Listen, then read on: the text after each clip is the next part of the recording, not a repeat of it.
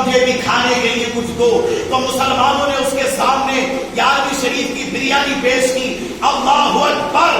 جب اس انگریز نے پہلا لقمہ اٹھایا، اللہ اکبر، لقمہ اس کے حلق سے نیچے اترا، ساتھ ساتھ ایمان بھی سینے میں داخل ہو گیا. ادھر ایک لقمہ کھایا اور کہنے لگا کہ جس مذہب کے کھانے کا یہ عالم ہے، اس مذہب کے نظام کا عالم کیا ہوگا، شریعت کا عالم کیا ہوگا.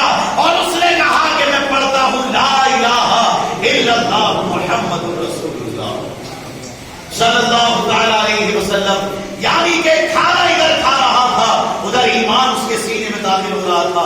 اللہ برکت اور رحمت عطا فرمائے. تو ایک طرف عزیزان محترم دیکھیں آپ کہ کھانے میں یہ برکت اور عزت ہے، تو آپ غور کریں کہ ان کا نام لینے میں، ان کا ذکر کرنے میں کتنی برکتیں اور رحمتیں ہوتی ہیں.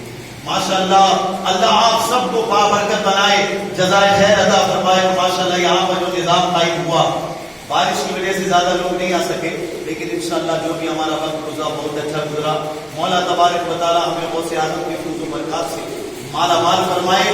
آج بھی اگر دل سے ان کو پکارو گے تو وہ مدد کو آئیں گے. حضور غوث اعظم نے خود فرمایا ہے، میرا مرید اگر مشرق سے مجھے پکارے اور میں مغرب میں ہوں تو اس کی مدد کو پہنچ جاؤں گا.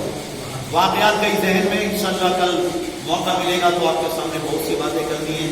اللہ رب العالمین مولانا عبد القادر صاحب کو، قاری تحسین صاحب کو اور آپ سب کو اور یہاں کے جتنے بھی ذمہ داران ہیں، مولا سب کو برکتیں عطا فرمائے اور پورے محلے پہ رحمت نازل فرمائے. السلام علیکم.